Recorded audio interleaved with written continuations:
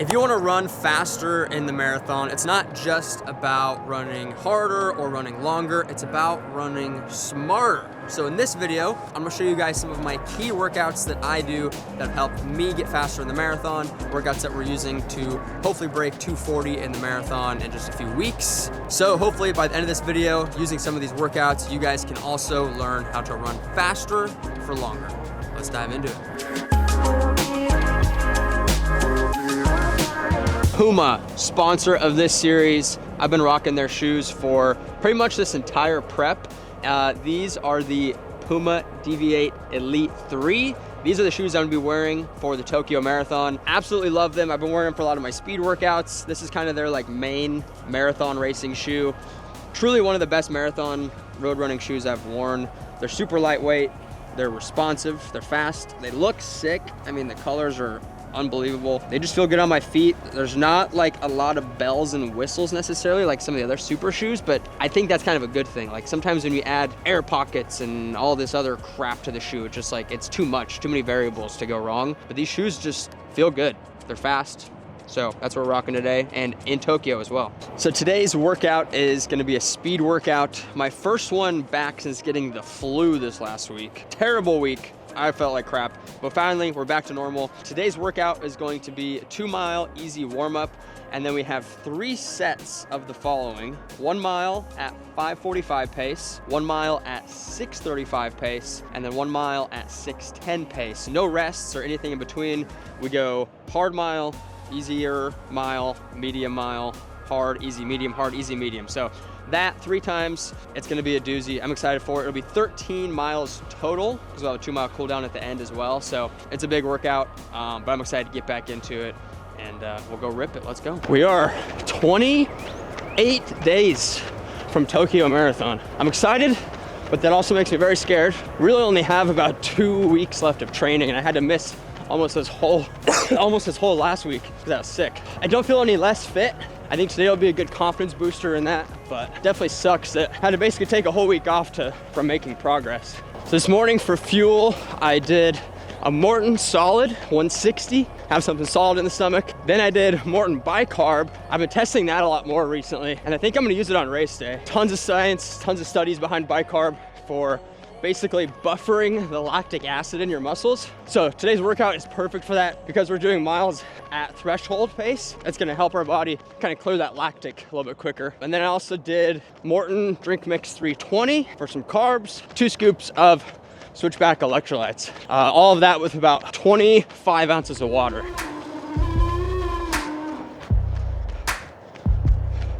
Have you ever seen a lion run a 2:39 marathon? I have not. I like to keep them on the run, 'cause it's fun to see a brother sweat. Let them wonder if I come, if they bum another cigarette.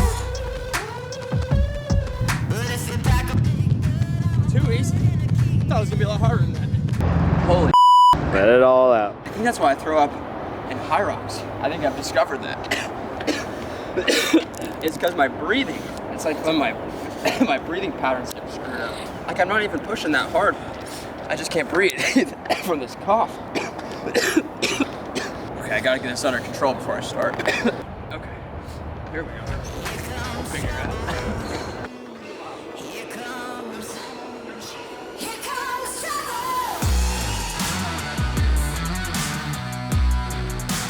Here comes trouble.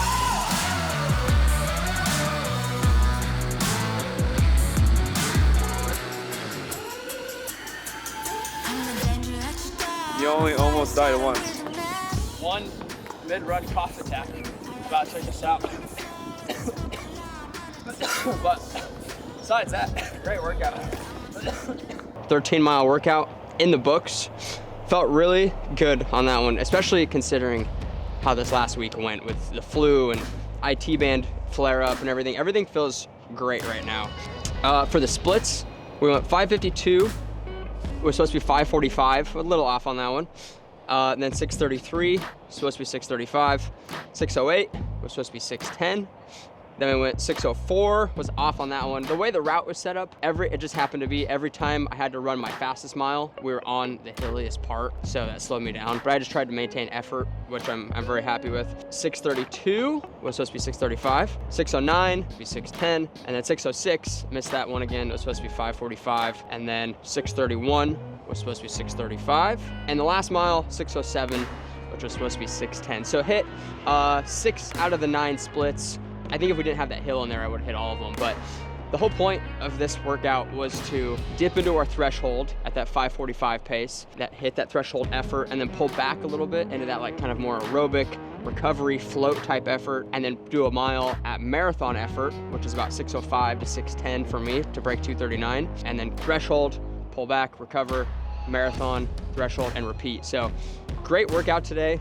We hit 3 different systems. You can really feel it's 10 to 30 seconds a mile difference, and you can feel the massive effort difference in between all those little increments. So great workout, happy with it, especially considering this whole week. So 28 days until Tokyo.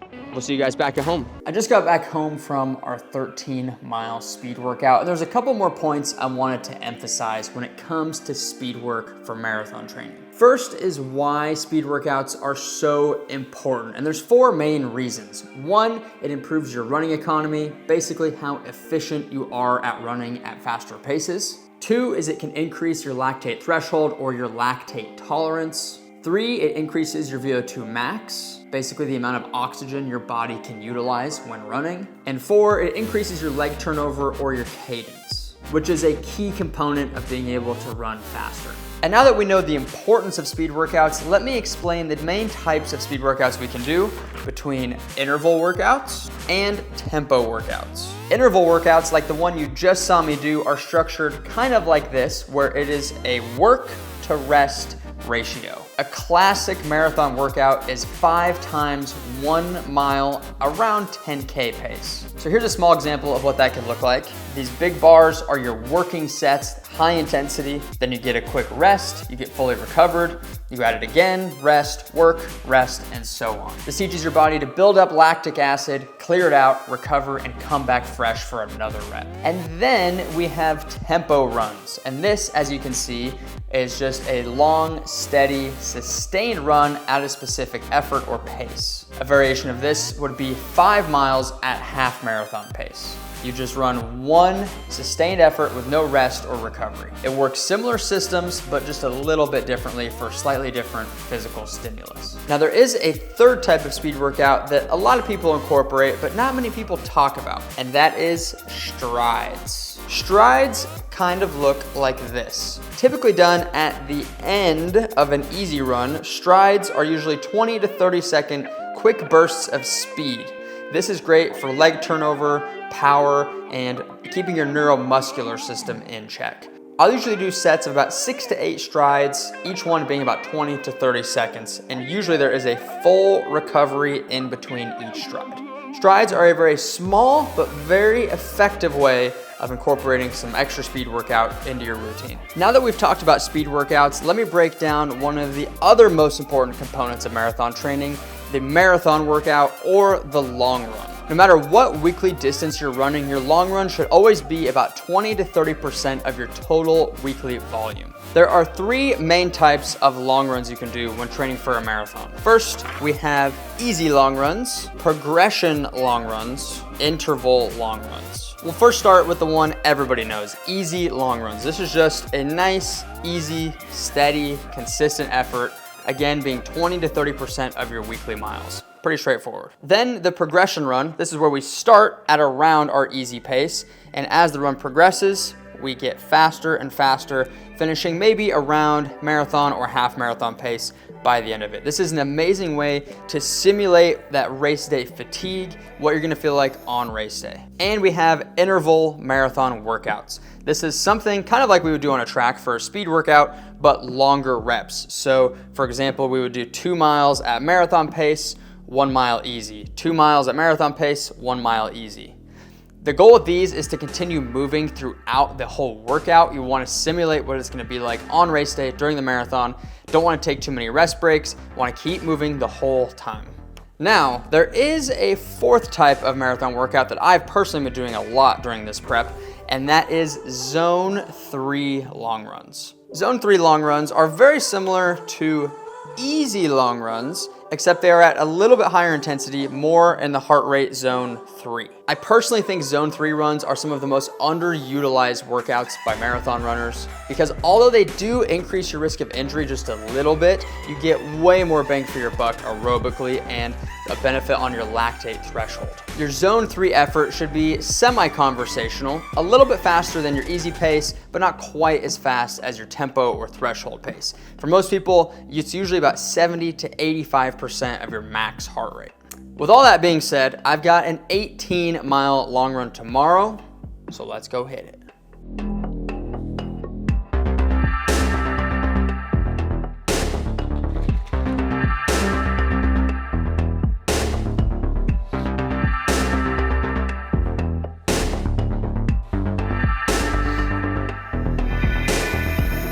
All right, we've got an 18-mile run this morning. The workout for today is gonna be 1 mile easy warm up, and then we have 4 miles at threshold effort, and then we have 10 miles at aerobic zone 3 effort, and then we have 2 miles threshold, and then 1 mile easy cool down. So 18 miles total today. 6 of those miles will be at threshold, and then the rest of it's basically zone 3. So gonna be a great workout today. I anticipate it'll take roughly 2 hours, maybe. We'll see what happens. But this is how I'm gonna fuel for this today. So I've got 2 Maurten Gel 160s. I'll throw those in my half tights pocket here. And then in this handheld bottle, I am gonna put a Maurten Drink Mix 160. So that'll basically put me at 3 gels. For hydration, I'm gonna do 1 stick of Switchback electrolytes, 1,000 milligrams of sodium, 400 milligrams of potassium in there. Boom, and then we'll carry that for the run today. So we have some water with us at all times, and an easy way to get in some extra calories. It's pretty warm and humid out here this morning. It's kind of like sticky out actually, which is not great for running. Good for training purposes, but it's gonna make this run harder. I'm not gonna be able to run quite as fast. Fortunately, I'm not really worried about specific paces today, really just worried about overall effort, trying to match some race day intensities. That's the goal for today. Let's go hit 18 miles. We'll see you guys out there.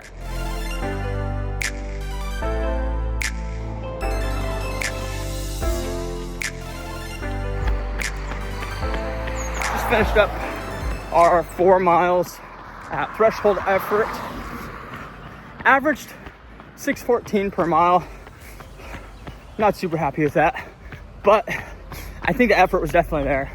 Heart rate was in the 170s. I am on a little bit of a rolling hills, so that adds to it. Plus it is just warm and humid out here, which obviously affects the pacing. I'll put a link down in the description for the calculator that I use for days like today when it's warm, humid. Basically you can put in the temperature, the dew point, your paces, your mileage, and it'll spit out a number that's adjusted based on the conditions. So this just helps. 1, you don't overrun your workouts when it's hot and humid. And 2, it kind of helps the like mental confidence knowing, why was I running 20 seconds a mile slower that day? Oh, well, it's because it was 70 degrees and humid. So I'll put that down in the description for you guys. Very, very helpful. And now we've got 10 miles at zone 3 effort. So we'll knock this out real quick. All right, wrapping up our 10th mile at zone 3 effort.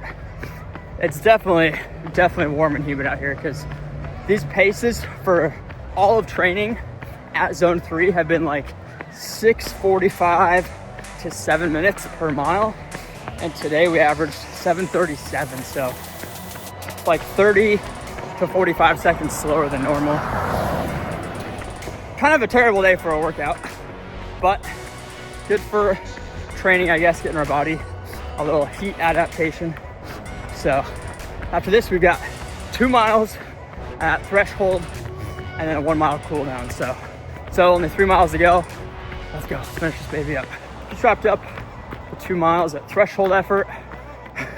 I've never pushed so hard for 2 6:28 miles. I know my threshold pace is like 5:45, 5:50 per mile. And so to look down and to be pushing really hard, and then to look down and see I'm running 6:28, like 35, 45 seconds slower than what I know my threshold pace is. So frustrating. But I know it's just from the heat. It's now 70 degrees and it's humid out here. Very, very sweaty. Got the workout done. Did it at the appropriate effort. Normally these workouts do a lot for boosting confidence. This one did not, but we got it done. All right, 18 miles in the books. That was a doozy. 2 hours, 10 minutes, 7:14 average pace. Our 1 mile warm-up was 7:52 average pace. Our 4 miles at threshold, 6:15 pace. That was tough, very tough. Then we had 10 miles at zone 3 or aerobic effort, and that was 7:36 average. Again, when I've been doing those types of efforts all throughout the last 10 weeks of training, that's usually like 6:45 to 7 minutes per mile. Today was 7:36, so big difference there, which again shows me that we're not losing fitness. It wasn't really a bad day of training, it's just warm and humid. And then our last 2 miles at threshold, 6:28 per mile. I think I might have pushed it a little hard on the first threshold mile there, and it made me slow down on the second one. I'll take it. And then we had our cool down mile at 8:30 pace per mile. So great workout. Gonna hydrate right now, get some water and some switchback electrolytes. Electrolytes are essential for recovery. Help getting the water back into your muscles, hydrate the body. That was a doozy. That wraps up episode 5 of the 239 marathon prep. Hopefully you guys took something away from this. Hopefully now you know some tips and tricks on how to run faster for longer. These are some of my favorite workouts that I implement into my training that have helped me progressively get faster in the marathon. Hopefully you can integrate these into your training as well. So thank you guys for watching. 3.5 weeks out from the Tokyo Marathon. We'll see y'all next week. I'll usually do about sets. I cannot speak. A very small but